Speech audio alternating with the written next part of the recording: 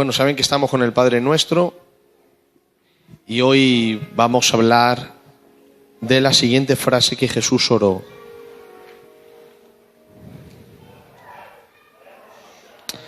Padre nuestro que estás en los cielos, santificado sea tu nombre.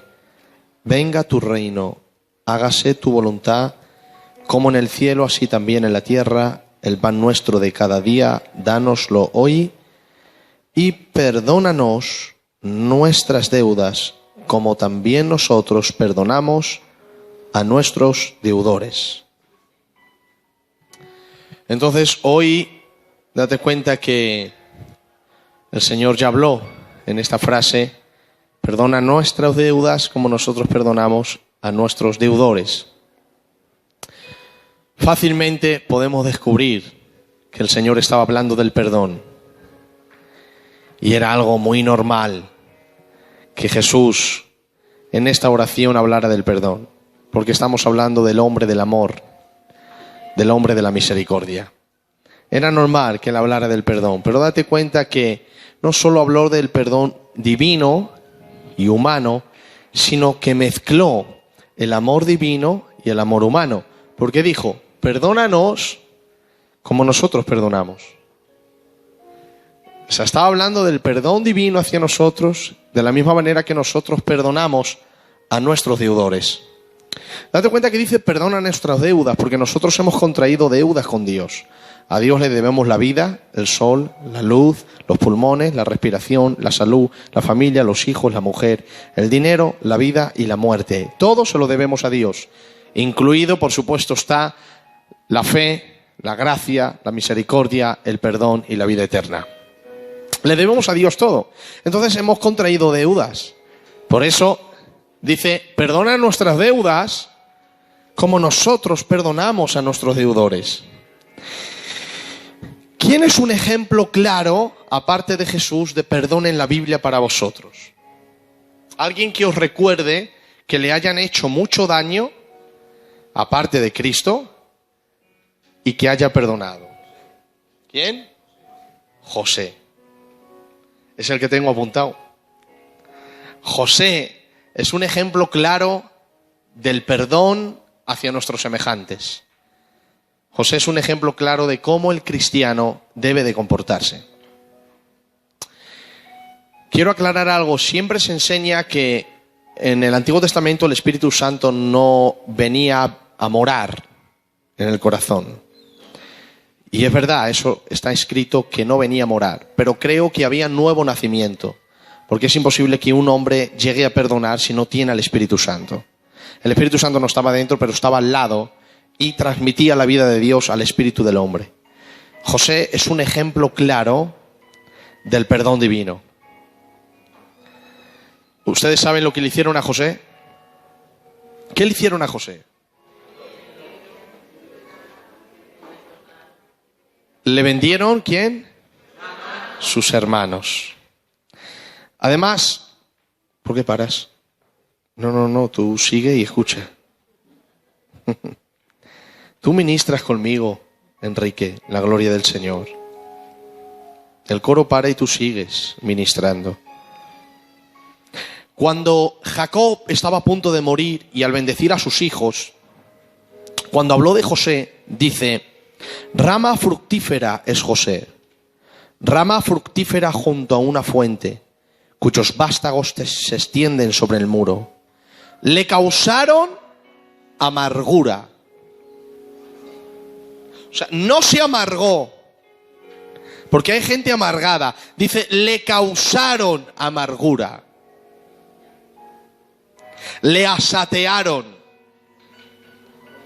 O sea, usaron flechas contra él. No eran físicas, eran flechas de dolor, de traición, de burla. Le asatearon, le aborrecieron los arqueros. Porque mira, hay flechas que se escapan. Palabras, situaciones que nos atrapan. Y puede pasar, ¿verdad? Pero no era una flecha sin querer. Le he dado, José. Dice, le aborrecieron los arqueros. O sea, eran flechas tiradas hacia él. eran flechas destinadas a José. Flechas que se afilaron para destrozar el corazón de José. Y no es lo mismo que yo te lance una palabra inconscientemente a lanzarte una palabra con conciencia para herirte. No es lo mismo tirar una flecha a la aventura y que te dé a ti en medio de toda la multitud, a que yo la flecha la haya preparado para ti. Es diferente. Y Jacob dice, le causaron amargura, le asatearon y le aborrecieron los arqueros.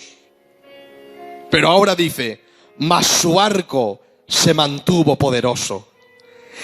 Y los brazos de sus manos se fortalecieron por las manos del fuerte de Jacob, por el nombre del pastor, la roca de Israel, por el Dios de tu Padre, el cual te ayudará, por el Dios omnipotente, el cual te bendecirá, con bendiciones de los cielos de arriba, con bendiciones del abismo que está abajo, con bendiciones de los pechos y del vientre. Las bendiciones de tu Padre fueron mayores que las bendiciones de mis progenitores, hasta el término de los collados eternos. Será sobre la cabeza de José y sobre la frente del que fue apartado de entre sus hermanos.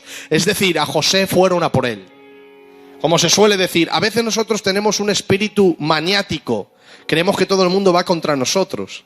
Y no es así. Tenemos un espíritu de sospecha. Este me ha dicho, este me ha hablado, este me ha mirado. No te está mirando nadie, no eres la última Coca-Cola del desierto, no eres el ombligo del mundo.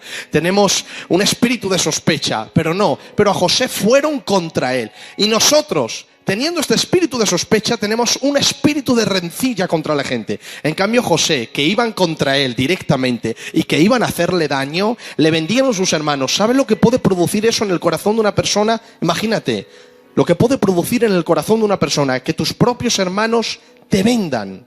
No estamos hablando de forasteros, de gente que no te conoce o de gente que te acaba de conocer. Gente que se ha criado contigo. Además, es el menor de la casa. Le han visto nacer, le han visto crecer, le han enseñado a andar, le han enseñado a decir padre Jacob y madre Raquel. Es impresionante cómo este joven ha crecido entre 10 hermanos mayores. No es el primero, es uno entre 10 mayores. Y los 10 mayores le cogen envidia, una envidia atroz, como suelo decir, la envidia más sutil, ponzoña, secreta, peste oculta, tramadora de engaño, madre de la hipocresía, origen de las polillas, gusano destruidor de la santidad. Fue la envidia la que hizo que Satanás se rebelara contra Dios en el cielo, porque quiso ser semejante al Señor. Fue la envidia luego aquí en el Edén quien envidió la vida del hombre y hizo que se rebelara contra Dios. El primer asesinato de toda la historia lo cometió la envidia. El primer asesinato, Caín envidió a Abel,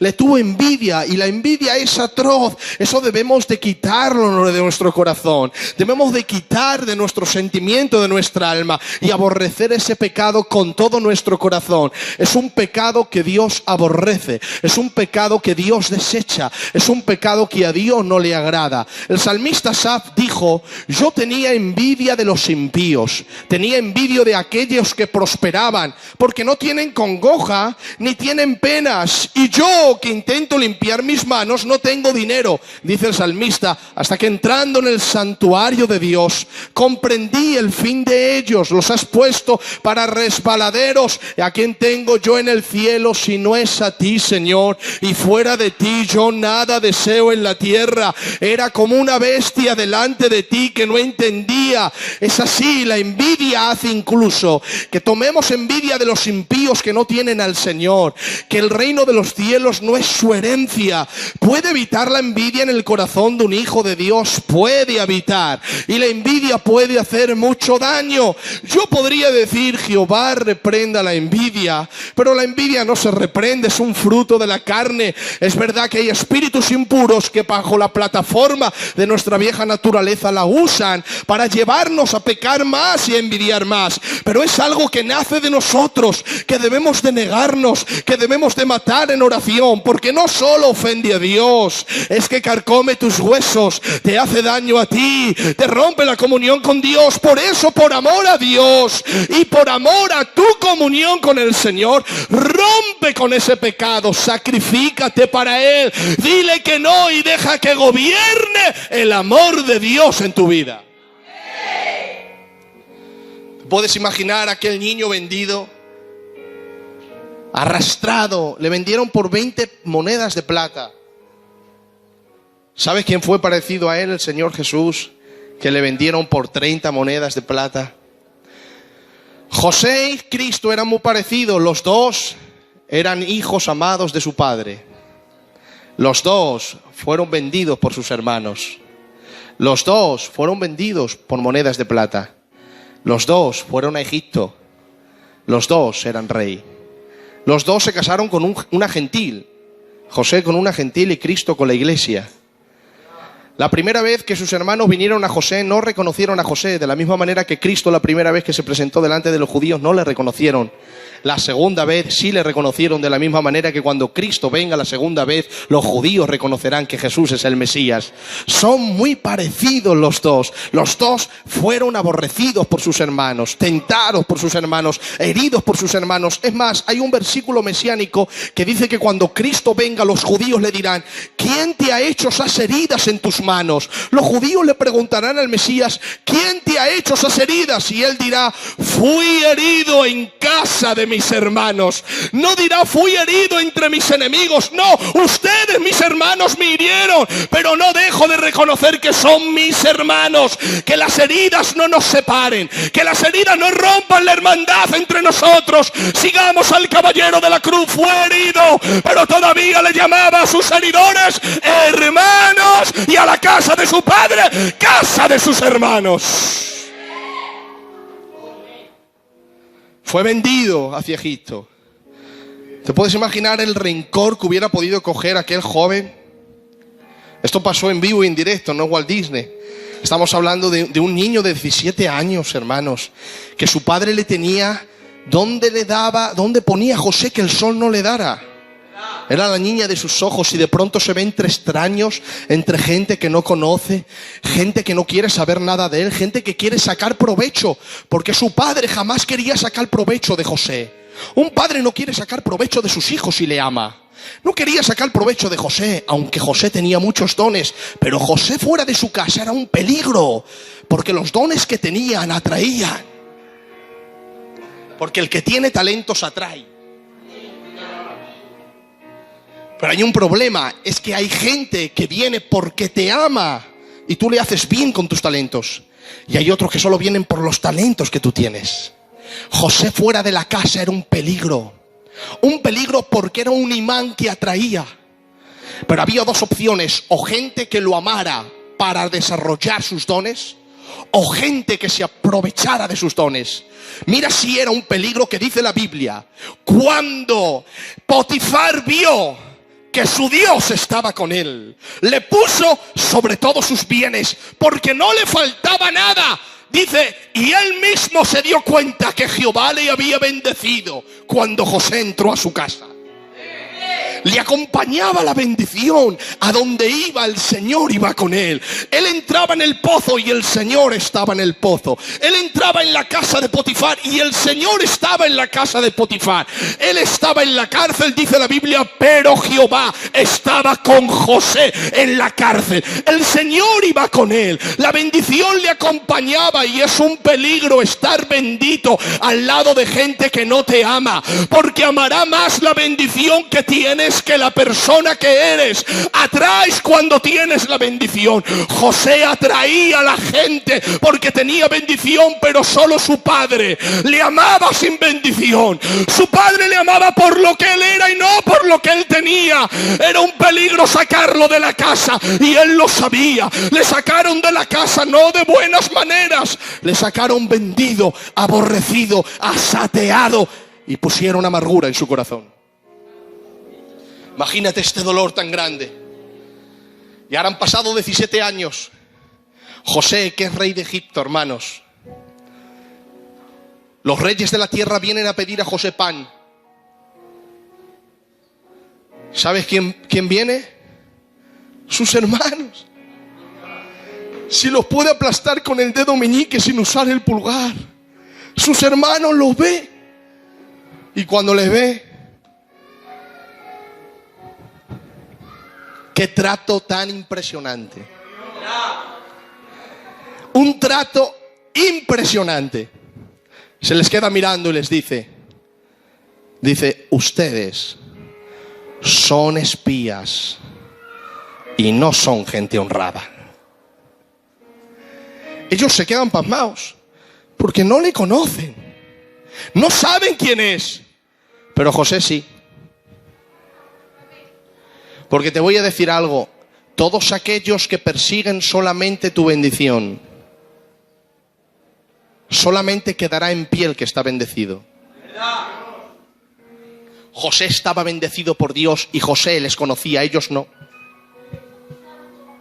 Y les dice, ustedes no son gente honrada. Son espías, han venido a espiar la tierra. Es ahí cuando Judá, esto lo he explicado algunas veces, le dice, Señor, nosotros no somos espías.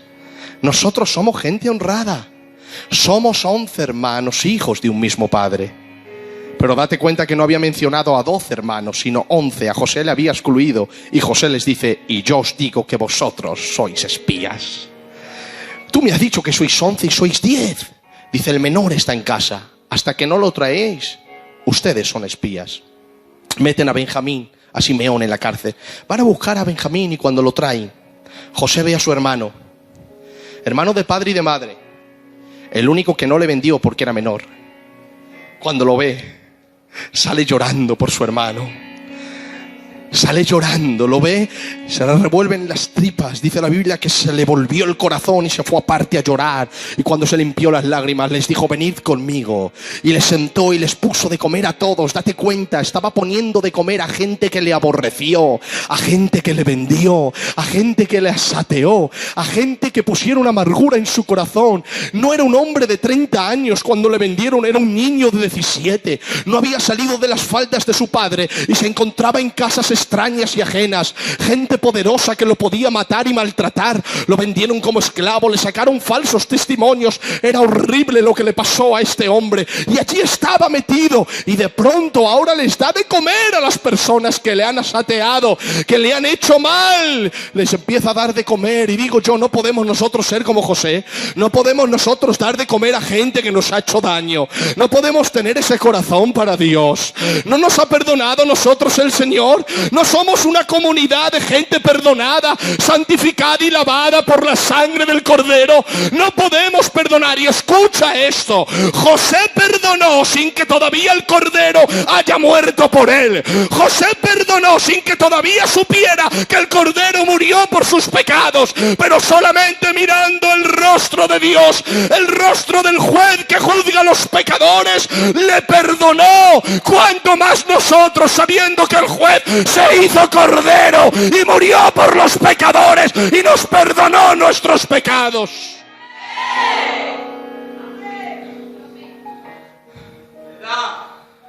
Se empieza a dar de comer. Y cuando pasa el tiempo, ya terminan de comer, dice, venga, levantaros, marcharos. Y dice la Escritura que cuando se van, José mete su copa en el costal del pequeño y le dice al criado, ves, persíguelos y diles, ¿por qué habéis robado la copa de mi señor? Va corriendo y les dice, ¿por qué habéis robado la copa? Entonces Judá dice, yo confío en mis hermanos. El que tenga la copa que se quede esclavo. Empiezan a tirar los costales de trigo. Simeón, Benjamín, Zabulón, Judá, Aser. Y ninguno tiene la copa, pero cuando llega Benjamín, sale el trigo y sale la copa. Se miran entre ellos. ¿Qué está ocurriendo? ¿Qué está pasando? Le dice así en bajo, le dice Rubén a Judá, estamos pagando los pecados que cometimos con José en el pasado. Venga, vayamos otra vez donde José. Y cuando van donde José, ellos no sabían que era José. José les estaba esperando vestido de faraón, con su cetro en su mano, gobernando el mundo entero. Y ahora les dice José, ¿por qué me habéis tratado mal por bien? ¿No os he dado yo de comer? Sí. ¿No os he tratado bien? Sí. ¿No sabíais que yo era divino? y he adivinado que uno de ustedes me robó la copa. Judá se levanta y dice: Señor, no podemos hacer nada. La copa está ahí. Solamente te pido una cosa. ¿El qué? Por favor, te ruego que me dejes a mí como esclavo y que el pequeño Benjamín se vaya con mis hermanos. ¿Y por qué? Entonces le cuenta la historia, dice: porque nosotros no somos 11 hermanos.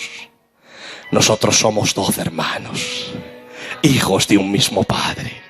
Y hace muchos años el pequeño se perdió, una mala bestia lo devoró. Él sabía que las malas bestias eran ellos los que estaban ahí, que habían devorado los sueños de José, habían devorado la juventud de José, le habían quitado a José el cariño de su padre. Ellos eran las bestias que habían hecho daño al niño José, eran ellos, pero no podía decirlo todo en ese momento. Dice: una mala bestia lo devoró y no sabemos dónde está. Mi padre todavía tiene luto por él, era el hijo de la mujer que más amaba. El único que le queda es el pequeño Benjamín. Si yo vuelvo a Canaán y no viene el pequeño conmigo, no podré yo ver el dolor de mi padre. Te ruego, por favor, te ruego, rey de Egipto, que se vaya mi hermano pequeño y yo me quedo aquí como esclavo. José se echa las manos a la cabeza y dice: esto es impresionante. El Dios de Jacob puede cambiar hasta los hijos de Israel. Este Judá me vendía a mí como esclavo. Decía en el capítulo 39, venderle. Ahora en el capítulo 41, Dios le ha tratado y es capaz de quedarse para que su hermano sea libre de la esclavitud. A mi Judá lo ha cambiado mi Señor. No aguanta ese choque de poder en el perdón. Tira el cetro, se quita la corona y grita llorando: no os preocupéis, hermanos, no tengáis temor ninguno de vosotros, pues el que está delante es José, el que vosotros vendisteis para Egipto. Soy yo, vuestro hermano. Aleluya. Soy yo, vuestro hermano. Otro le dice: José, ¿cómo les llamas hermanos? Dile: soy yo vuestro enemigo. No, soy parecido a Jesús, he sido herido en casa de mis hermanos. Escucha, es normal que entre hermanos haya heridas, pero recuerda, la sangre por la que sale la herida es la misma sangre del que te hirió. Y a nosotros nos une una sangre preciosa, que es la sangre del Cordero de Dios. Cuando ha terminado todo eso de abrazarles, dice la primera pregunta: ¿vive aún el Padre? José sabía que la unión entre sus hermanos era la existencia del Padre. ¿Hay algo que nos motive más para estar unidos que no sea el Padre? ¿Necesitamos algo más para amarnos entre nosotros que el amor del Padre entre todos? ¿Algo más necesitamos? ¿Qué necesitas para mirar al que está a tu lado y decir: era un vil pecador como yo, era un perdido como yo, era un condenado como yo mentí y él robó, ese no robó, pero ese tenía orgullo y ese tenía envidia, todos los pecados contra él, pero él vino y murió a nuestros pecados y nos perdonó nuestros pecados, y ahora somos hermanos lavados por la misma sangre y tenemos el mismo Padre. ¿Hay algo más que nos tenga que unir que no sea el amor del Padre? No temáis, yo soy vuestro hermano. Dice María, ¿por qué va a profetizar solo Moisés? ¿Por qué? Y el Señor se entera y dice: no te metas con Moy, no te metas con Moy. ¿Y sabe lo que le pasa? Que se queda leprosa. Le salen sarpullidos en toda la piel. Y cuando le salen sarpullidos en toda la piel, leprosa blanca, le dice el Señor, pega un paso Moisés y dice: Señor, dice: sí, Moy, se ha metido contigo, no la voy a dejar. Escúchame una cosa, ¿qué quieres? Dice: es mi hermana. Es mi hermana, Señor. Me ha criticado, pero es mi hermana. Y dijo el Señor: mira, Si cualquiera escupiera el rostro de tu padre, ¿tú perdonarías? Dice, no, Señor. Dice, ya te ha criticado a ti. Estaba diciendo el Señor, es como que me ha escupido a mí. Por eso dijo el Señor, no la voy a sanar ahora. Fuera del campamento 7 días y después por amor a ti entonces la sano y que entre dentro de nuevo. Es mi hermana. No temáis, sois mis hermanos. Y ahora cuando van a buscar a Jacob, Jacob está esperando a sus hijos. José ya, él cree que lo tiene perdido. Y cuando se sientan con él le dicen, padre, te tenemos que decir una noticia. ¿El qué? Y le dice Judá, padre, José es un genio. ¿Cómo? Sí, padre, José es un genio. ¿Cómo que es un genio, hijo? Si José está muerto, mira, llevo pañuelo negro por él. Dice, padre, quítatelo, José es un genio. ¿Por qué me dices eso? Padre, tenía 17 años y ya era el mejor de la casa. Lo vendimos a las tierras forasteras y en casa de Potifar era el mejor. Lo metieron en la cárcel y se hizo el jefe de la cárcel. No sé qué tiene este niño, ahora es el rey de Egipto, padre. José es un genio, José está vivo. Y cuando se levanta Jacob y dice, pues vamos donde él, dice la Biblia que cuando van se encuentra con su José, lloran los dos, le ponen una buena tierra, le da cariño y amor y disfruta de su padre 17 años. Cuando el padre muere, sus hermanos entre ellos dicen, chavales, ahora José se va a vengar. Se va a vengar. ¿Y por qué? Decían ellos. Muy fácil, porque mientras vivía el padre, la existencia del padre nos unía. Pero ahora, ¿tú crees que va a perdonar a alguien lo que hicimos a José? Judá, ¿tú lo perdonarías? Di la verdad. Yo no, hermanos. Rubén, ¿y tú? Yo no. ¿Y tú, Neftalí? Yo no perdono. Si me hacen lo que hicieron a José, no perdono. El padre se ha muerto, ahora nos va a mandar a decapitar. Y ahora mira qué sutileza tenían. Van donde él de mentira y le dicen, José. Dice, sí, hermanos. Ha dicho el padre antes de morir, decirle a José que perdone lo que le hicisteis en el pasado y que lo olvide. Era mentira, no había dicho eso Jacob, porque Jacob se fiaba de su José. Sabía que no necesitaba aconsejarle que no tocara la estufa. José no la tocaba, sabía que quemaba. Era mentira. Pero cuando le dicen esto a José, Génesis 50:20, dice la Biblia, y le respondió José, no temáis. ¿Acaso estoy yo en lugar de Dios? Vosotros pensasteis mal contra mí, mas Dios lo encaminó a bien, para hacer lo que vemos hoy, para mantener vida a mucho pueblo. Estaba diciendo, no os preocupéis, lo he aceptado, me bendisteis, pero ustedes que me intentaron hacer mal, yo me puse en las manos de mi Dios.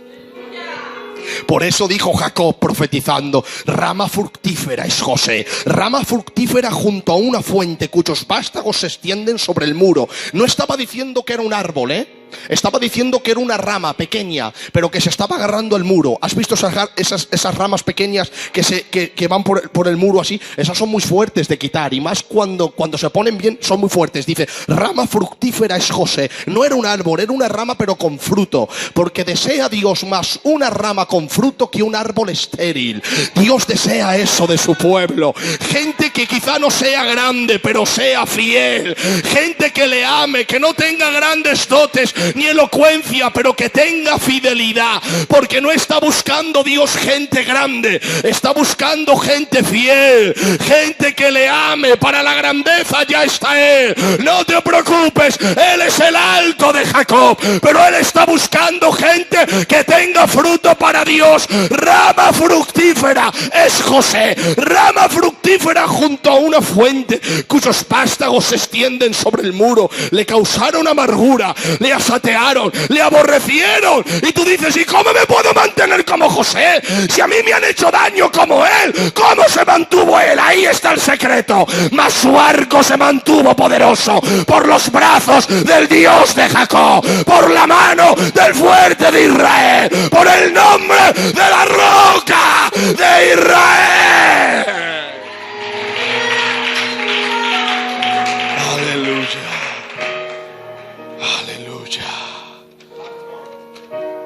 Dile al que tienes a tu lado, eres mi hermano.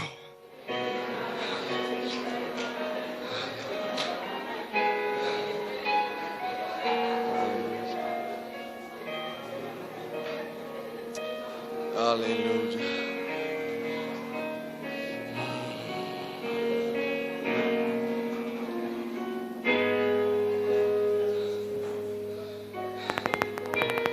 Aleluya. Mira lo que dice el Señor en Mateo 6. Cuando el Señor estaba hablando de la oración, dijo: Padre, que estás en los cielos, santificado, venga tu reino, hágase tu voluntad. El pan nuestro de cada día, perdona nuestras deudas, no nos metas en tentación, líbranos del mal. Tuyo es el poder, el reino y la gloria por los siglos. Amén. Ahora Jesús va a hablar, a recordar algo de la oración.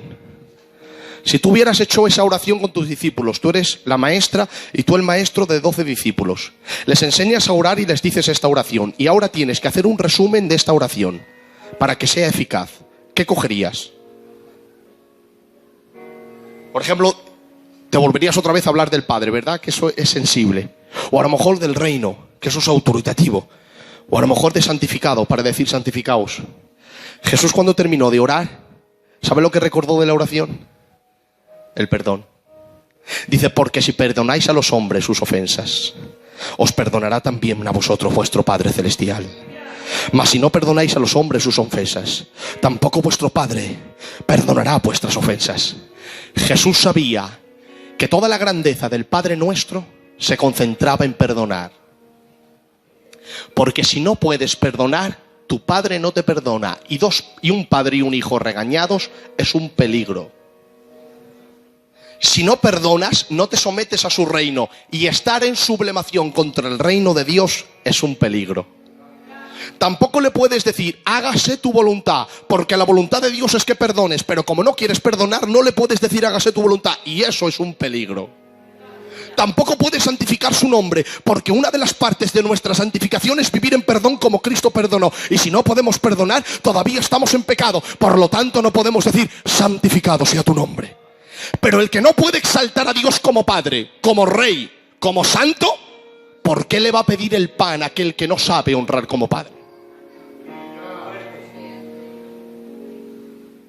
¿Por qué le vas a pedir el pan a aquel que deshonras?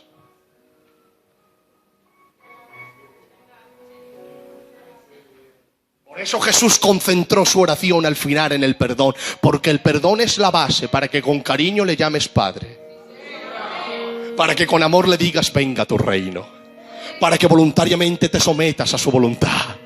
Y después de haber exaltado a tu Padre con un corazón perdonador, le digas: el pan nuestro de cada día, dánoslo hoy. Aliméntame, Padre. No estamos en rebeldía, no estamos en oposición, no estamos en guerra, estamos en paz.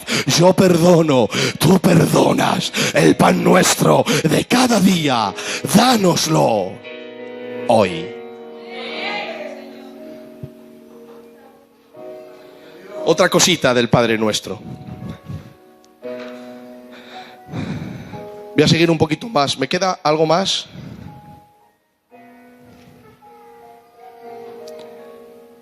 Mateo 18:34. Jesús habló de una parábola. Mateo 18:34. Jesús habló de un hombre que le perdonó el jefe sus bienes porque no podía pagar, y luego este no supo perdonar a otro que le debía bienes, y dijo el señor entonces su señor, enojado, le entregó a los verdugos para que pagase todo lo que debía. Y Jesús terminó diciendo: así también mi Padre Celestial hará con vosotros, si no perdonáis de todo corazón cada uno a su hermano sus ofensas. ¿Qué dice? Dice: lo entregó a los verdugos para que pagase lo que debía. Jesús dijo: Padre, perdona nuestras... ¿Qué es una deuda? Algo que se debe. Cuando no perdonas a tu hermano, le debes el perdón, porque tú también le debías a Dios y Dios gratis te lo dio. Y tú puedes decir, pero él necesita corresponder al perdón. Eso no te importa. La Biblia dice, en cuanto dependa de vosotros, estad en paz con todos los hombres. Él te debe el perdón como tú se lo debes a él, porque somos la unidad de una raza humana. Pero escucha esto, de la misma manera que tú le das el perdón gratis, así te lo dio Dios a ti. De manera que si tú no sabes dar gratis, Dios tampoco te lo da. Y tú dirás, entonces tengo que obrar, tengo que vivir en santidad para que Dios me bendiga. Eso es legalismo. Lo que pasa es que la gracia de Dios, que es gratis, Dios la ministra cuando hay arrepentimiento. Y arrepentimiento no es obrar en santidad, más bien es reconocer que no soy santo. De manera que antes de recibir la sublime gracia de Dios, me tengo que humillar reconociendo que soy un vil pecador. Entonces el arrepentimiento no me eleva, más bien me humilla. El arrepentimiento no me limpia, más bien declara mi inmundicia. El arrepentimiento no me declara limpio, más bien me declara inmundo. Por eso necesito ser limpiado. Por eso Jesús dijo, si vosotros no perdonáis, el Padre nos puede perdonar. Porque la gracia está condicionada al arrepentimiento. Pero como no te quieres arrepentir de no haber perdonado a tu hermano, entonces el Padre no te puede perdonar. Pero en el momento que tú perdonas, el Padre te perdona. Y te regala lo que tú has dado gratis. Él te lo da gratis, pero su perdón es mucho mayor. Porque tu perdón puede abrir la puerta a alguien para que entre en tu casa o podéis compartir una cena. Su perdón te abre la puerta de su casa y te sienta en su mesa, en el reino de Dios. Y allí puedes disfrutar de la compañía de Dios. Pero hay otra cosa, dice que el Padre os entregará a los verdugos. ¿Sabe lo que significa la palabra verdugos en griego? Lo que Jesús dijo es basinestes, que significa torturador. Es decir, la propia falta de perdón te tortura si sabes que Dios te ha perdonado. Porque tú dices, ¿cómo no voy a perdonar si me perdonó a mí el Señor? Te tortura la propia falta de perdón. Y con esto terminamos. Efesios capítulo 4. Efesios capítulo 4. Y versículo 22. Dice el apóstol Pablo.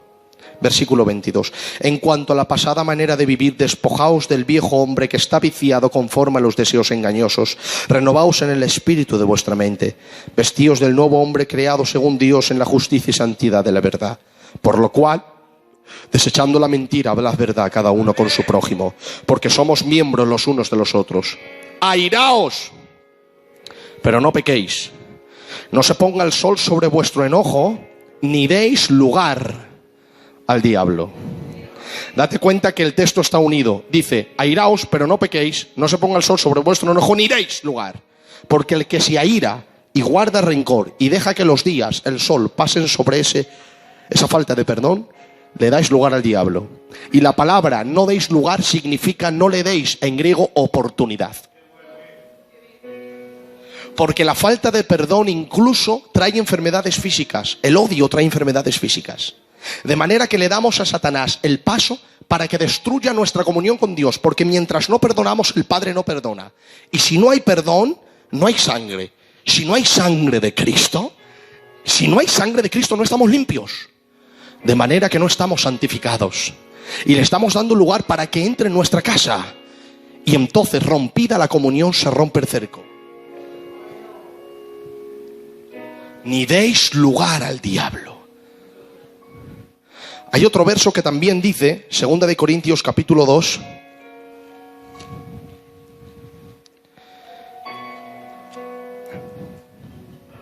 Dice, el que vosotros perdonáis, dice el apóstol, yo también. Bueno, os voy a explicar un minuto la historia. Resulta que en la iglesia de Corintios, un jovencito se lió con la mujer de su padre. No su madre, con la mujer de su padre. El apóstol Pablo se enfadó. Dijo, tirar a ese perverso, le llamó perverso. Tirar a ese perverso de entre vosotros. Lo tiraron de la iglesia. El Señor lo trató en tristeza y volvió de nuevo arrepentido. Y ahora dice el apóstol Pablo, si vosotros le habéis perdonado, yo también. Porque también yo lo he perdonado. Y si algo he perdonado por vosotros, lo he hecho en presencia de Cristo. Para que Satanás no gane ventaja alguna sobre nosotros. Pues no ignoramos sus maquinaciones. Dice, yo lo he perdonado Dice, no ignorando las maquinaciones de Satanás, porque el apóstol Pablo sabía que detrás de la falta del perdón estaba Satanás haciendo maquinaciones. Y ahora Santiago capítulo 4, con este texto terminamos. ¿Ha visto cómo está unido la falta del perdón al diablo? Airaos, pero no pequéis, no deis lugar. He perdonado para que Satanás no gane ventaja. ¿Ha visto que está unido la falta del perdón y Satanás? La falta del perdón y Satanás están casados y no se han pedido el divorcio. Cristo y el perdón están casados y siempre seguirán por siempre así. De manera que quien guarda rencor se ha casado con Satanás. Quien perdona se casó con Cristo. Santiago 4 dice, ¿de dónde vienen las guerras y los pleitos entre vosotros? ¿No es de vuestras pasiones las cuales combaten en vuestros miembros? Codiciáis y no tenéis, matáis y ardéis de envidia y no podéis alcanzar, combatís y lucháis pero no tenéis lo que deseáis porque no pedís, pedís y no recibís porque pedís mal para gastar en vuestros deleites. Oh almas adúlteras, ¿no sabéis que la amistad del mundo es enemiga contra Dios? Cualquiera pues que quiera ser amiga del mundo se constituye enemigo de Dios. ¿O pensáis que la Escritura dice en vano que el Espíritu que la ha hecho morar en nosotros nos alegra celosamente? Pero Él da mayor gracia, por eso dice, Dios resiste a los soberbios y da gracia a los humildes.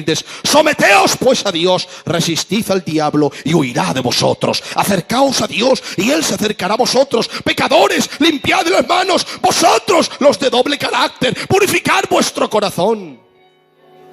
Date cuenta que empieza con la falta de perdón. Dice, ¿de dónde vienen las guerras y los pleitos entre vosotros? Son de los deseos carnales. Pero termina diciendo, someteos a Dios, resistid al diablo y huirá. Porque cuando uno sabe perdonar, le resiste. Cuando uno no sabe perdonar, le abre la puerta. 3 versículos que se muestra la falta de perdón y Satanás. Efesios 4, 22 en adelante. 2 de Corintios 2:2 y Santiago capítulo 4. Pero Jesús dijo, Padre, perdona nuestras ofensas, como nosotros perdonamos a nuestros deudores. ¿Tú puedes hacer esta oración? Si no puedes hacerlas, está en un peligro, porque no puedes llamarle ni Padre, ni venga a tu reino, ni hágase tu voluntad, ni siquiera el pan nuestro de cada día. No nos metas en tentación, ni líbranos del mal, ni tampoco reconozcas que suyo es el reino. ¿De qué te vale reconocerlo si vives tu propia vida y vives tu propia causa? Pero cuando uno perdona, entonces es perdonado.